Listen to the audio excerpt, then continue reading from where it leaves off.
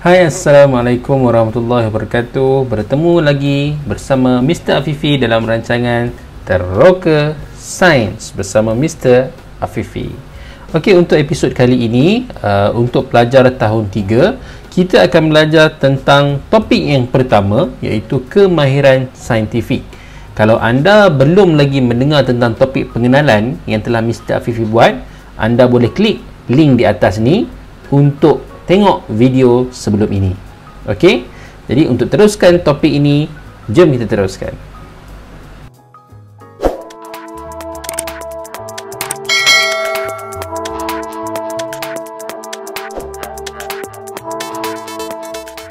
Okey, baik adik-adik.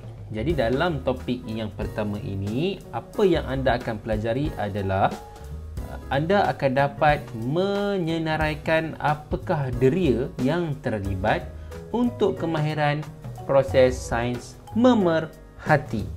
Okey. Jadi untuk topik yang pertama ini, cikgu akan perkenalkan beberapa deria dan juga beberapa perkara yang anda akan gunakan untuk proses sains yang pertama, iaitu memerhati. Baik. Baiklah, jadi ini adalah topik yang pertama kita hari ini, iaitu dalam tajuk kemahiran saintifik. Baik, untuk pengetahuan anda, dalam subjek sains ini anda akan belajar beberapa kemahiran saintifik yang akan digunakan sepanjang anda belajar subjek sains.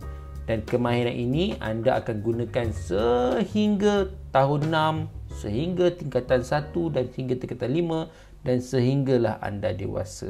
Jadi belajar betul-betul. Jom ikut cikgu tengok. Baik, ini adalah buku teks anda.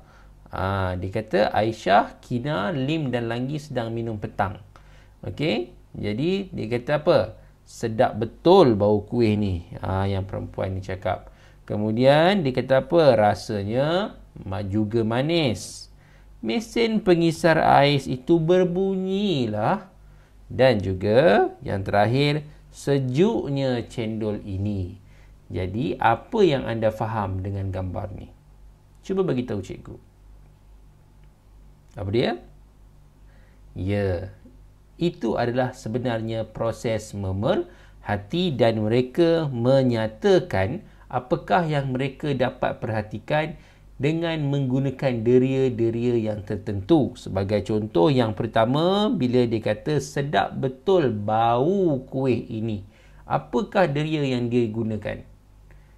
Tentulah hidung untuk bau ataupun menghidu. Yang kedua, dia kata rasanya juga manis. Kalau kita rasa, kita guna deria apa? Lidah. Okey, untuk merasa rasa makanan. Kemudian dia kata mesin pengisar ais itu berbunyilah. Jadi apakah deria yang digunakan? Tentulah deria pendengaran. Dan yang terakhir, sejuknya cendol ini, dia menggunakan deria sentuhan, iaitu deria sentuhan dengan tangan. Baik. Jadi untuk meneruskan lagi tentang pemerhatian atau memerhati ini, jom kita masuk ke makmal sains. Alright. Okey, jadi sekarang cikgu akan tunjukkan beberapa situasi dan cikgu nak kamu teka apakah yang kamu boleh perhatikan daripada situasi tersebut dan apakah deria yang anda gunakan untuk memerhatikan situasi tersebut. Baik, jom kita tengok dekat belakang ni. Yang pertama, ini dia. Apa tu?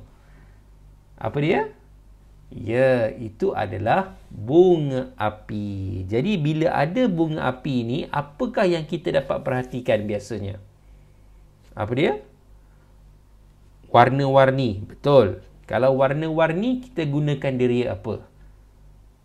Kita menggunakan mata. Bagus. Sebab kita boleh nampak dia punya warna-warni bunga api tersebut. Lagi, bila ada bunga api, apakah yang akan berlaku?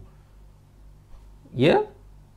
Ya, betul. Iaitu bunyi yang kuat. Iaitu letupan bunga api. Pom, pom, pom, pom, pom, pom. Letupan bunga api. Dan apakah deria yang kita gunakan untuk mendengar letupan bunga api? Ya, kita menggunakan deria pendengaran. Okey, bagus. Baik, jom kita tengok situasi yang kedua. Ini dia. Apakah situasi ini? Ya, apa yang anda dapat lihat adalah sampah sarap.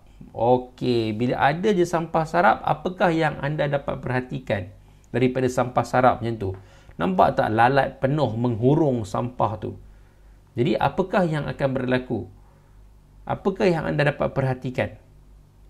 Ya, betul. Bila ada sampah, lalat dah menghurung sampah tersebut, ia akan menghasilkan bau yang busuk. Jadi, bau kita menggunakan deria apa? Deria bau, iaitu kita menggunakan hidung. Very good. Okey, dan seterusnya. Apakah situasi yang seterusnya? Cuba teka. Apakah situasi seterusnya? Ya, baik. Ini dia. Seterusnya adalah situasi sebuah tumbuh-tumbuhan. Bukan sebuah, kita panggil sejenis tumbuh-tumbuhan. Okey. Apakah nama tumbuhan ini? Siapa boleh bagi tahu cikgu? Apa dia? Okey, ini kita panggil sebagai pokok semalu, ataupun dalam bahasa Inggeris kita panggil Mimosa pudica. Anda ingat tu apa dia bahasa Inggeris, apa dia? Mimosa pudica. Baik. Apa yang akan terjadi pada tumbuhan ni? Apa yang special dia? Apa yang menarik tentang tumbuhan ni?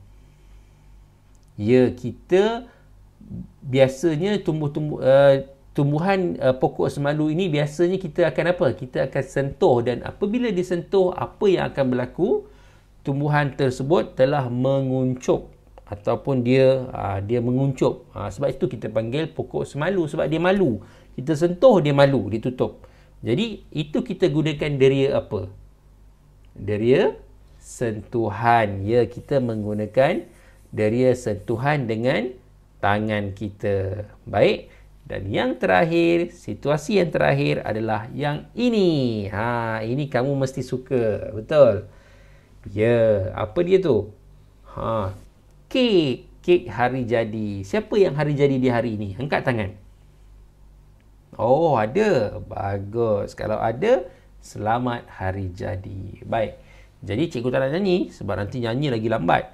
Okey. So, apakah yang anda boleh tengok dengan kek ni? Biasanya bila kita nampak kek, apa yang kita buat?